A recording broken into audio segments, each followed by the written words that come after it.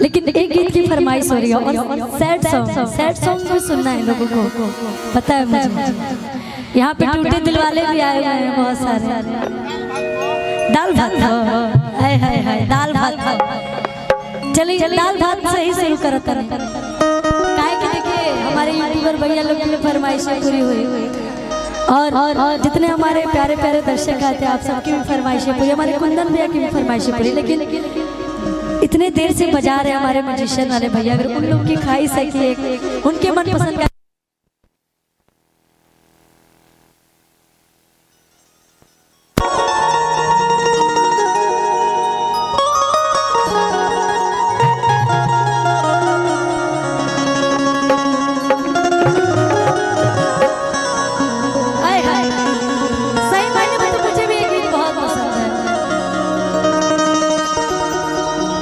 एक जना के बियाह भइल बराधा तहरे खाली मेहरारू बड़ी सुंदर बिया, ओकर पति बड़ी माना ताड़े ओकरा के। तो वो अपना सखी से यानी हमरा से कहती कि ए सखी सबका सैया था दाल भात पर चोखा चटनी अचार मांगे ले, लेकिन हमार सैया कुछ अलगे बड़े उनका कुछ अलगे फरमाइश बा। का फरमाइश बा? बोला का फरमाइश बा? अरे बोला शर्माना क्या है, शर्म क्यों आ रहा है? आप जो कलाकारी यहाँ पे पेश कर रही हैं, जिस गीत को आप जिस गीत के माध्यम से आप अपना परफॉर्म दे रही हैं, तो उस गीत में आपको आना पड़ेगा तब तो मजा आएगा। सही बोल रही हो ना? अब कहा कि का कहता है रह रहा बोलोगी तभी मैं गाऊंगी, मैं तो बैठ जाऊंगी तो फिर तुम आपको सब लोग बोलेंगे। क्यों नहीं बोल? कहाँ की रहने वाली हो आप? ठीक है यूपी की है ना, मैं भी तो यूपी की हूँ। अच्छा तू बस इतना कहता ए सखी खत्म बड़ी छोड़ दे के उन्हीं रात ने मत जा हम अकेले ही काफी बन जा। कहती औरतिया ए सखी कि हमरा उठा के ललिया के चटनी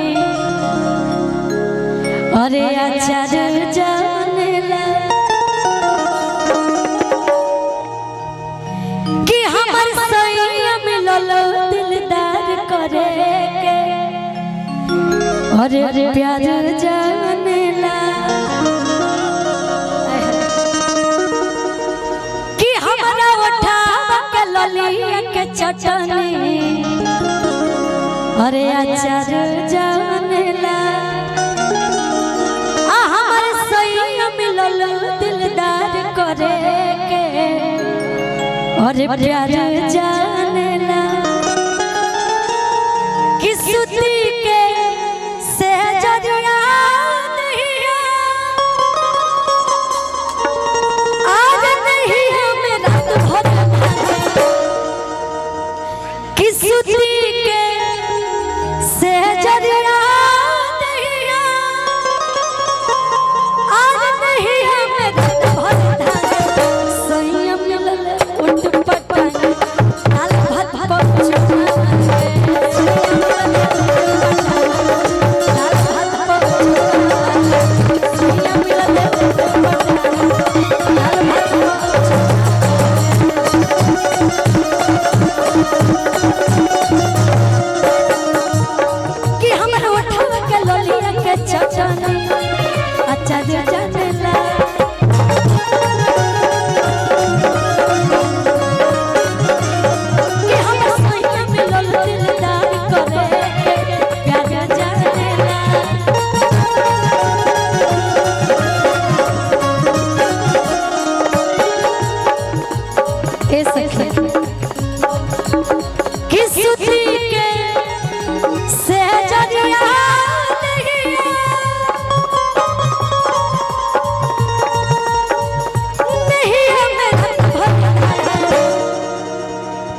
जब तार पिया मनी है तो तू खुश रहबू तो के गाना चली कि सही मिलल तू पटाए दाल भात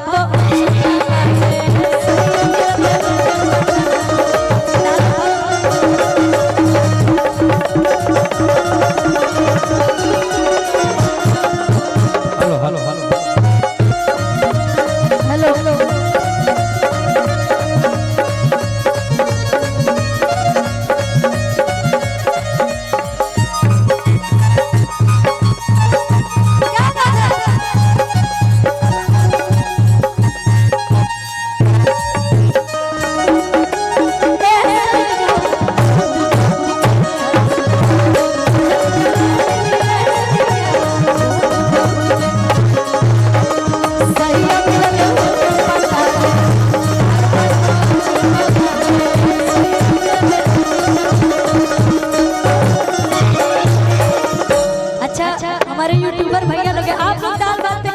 पसंद करते हैं?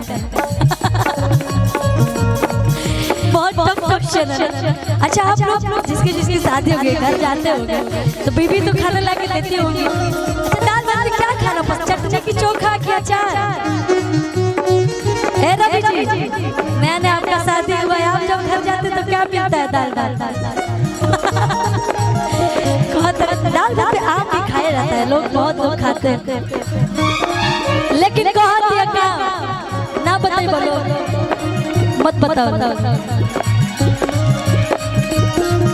कि डांटे लेना कोपो मारे लेना आया अपना से होके पिसारे लेना।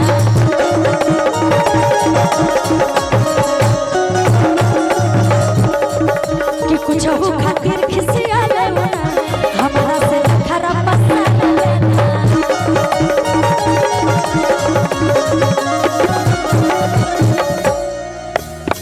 जो जितना ज्यादा हंसेगा मैं समझ जाऊंगी कि दाल भात में क्या खाना पसंद करते हैं आप लोग। यूट्यूबर भैया जितना ज्यादा आप लोग हंसेंगे। चोखा अच्छा पंकज भी आ गया, आप क्या मानते हैं बताइए? आप कोई बोल रहे हैं? पंकज भी आ गया कि डांटे लेना मारे लेना आया पता से हमके पिसारे लेना।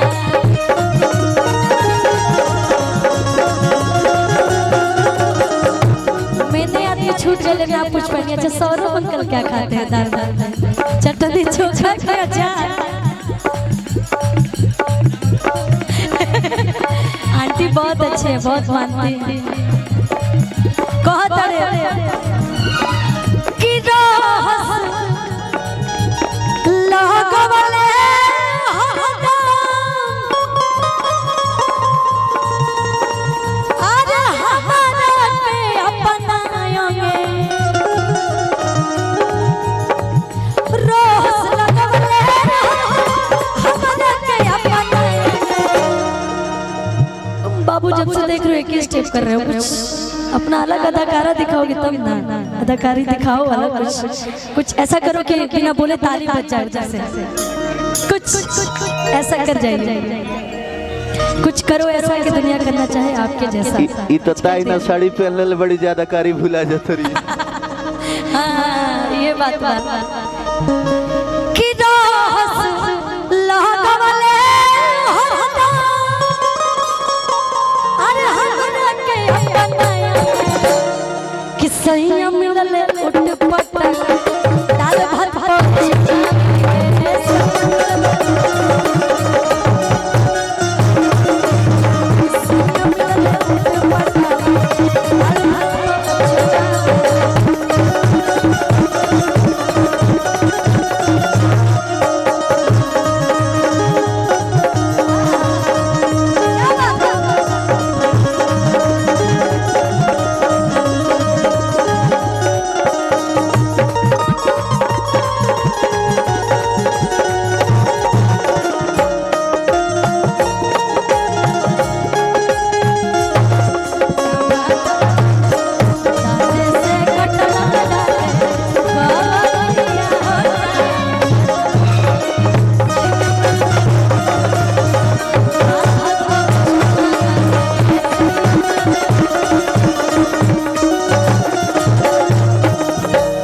सुनाता है ना हमार सैया जी कलाकारों हमें तो का करेले कि हर दम रहे ले रियाज में आयो लग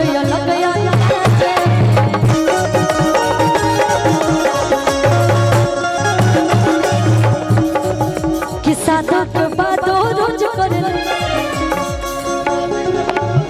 कि शादी के रोज जो के पर पूज करेले आ शादी के बाद में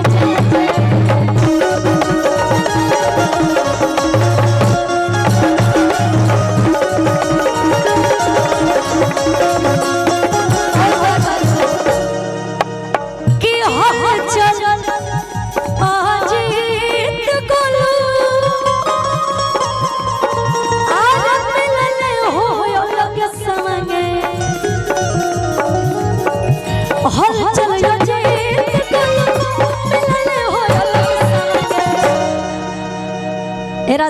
था कि सैया मिलल पटांगे चुम्मा मांगे